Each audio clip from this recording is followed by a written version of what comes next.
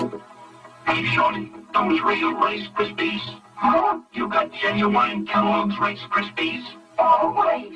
Give you $1 for them. I'd rather have the Rice Krispies. Make it a whole lot of dollars. Buy yourself a motorbike.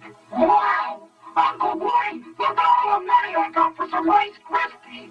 $100. Yes, we don't call you knothead for nothing. I'm gonna get a motorbike. Yes. I'll be right back.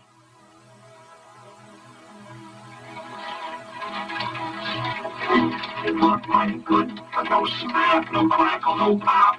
I've been strangled with fake Rice Krispies. Clean up your house, mister, for a quarter of these Rice Krispies. It's a deal. Here you are, knothead. Start saving up your motorbike. Wow! It's gonna be a Rice day. Swindled again.